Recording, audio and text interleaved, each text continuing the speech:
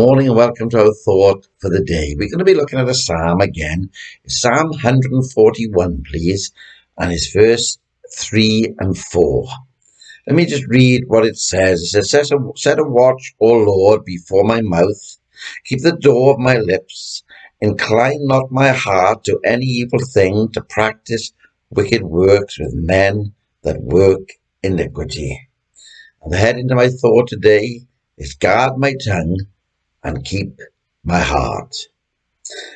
I want you to look at these words before us today. It says, set a watch, O Lord, before my mouth. That mouth that has been used in prayer. What a pity it would be if it were to be defiled with lies and pride and wrath and anger. Yet, if we're not careful, friends, that is exactly what will happen. It must be carefully watched. David realizes this. In his own watchfulness, he realized that it was not sufficient. And so he begs the Lord himself to keep a watch. What wisdom David shows in this situation. You see, when the Lord keeps a watch, we know that all will be well. We know that it will be well guarded.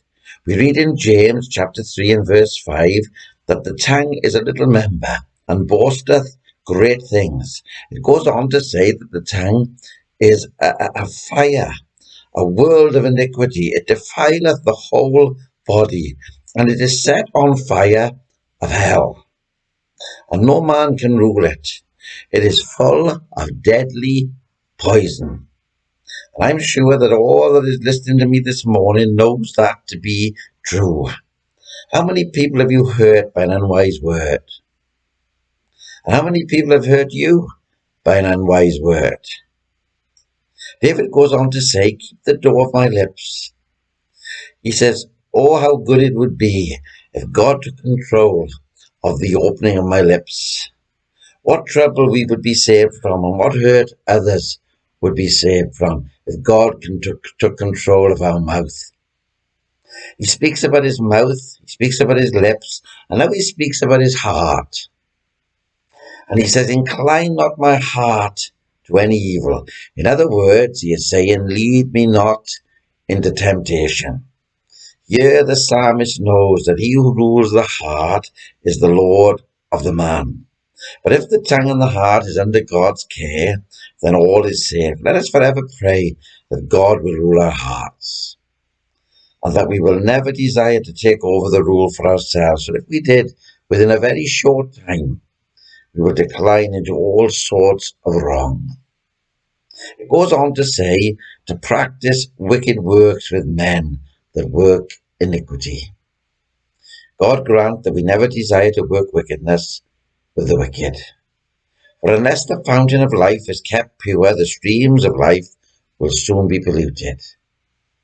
Be careful whose company you keep, for the company of the wicked will drag you down to destruction.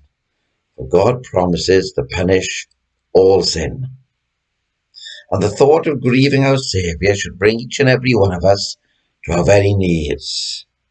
Let us also remember, friends, that if we do not share in the wickedness of men, then we will not share in the judgment of wicked men.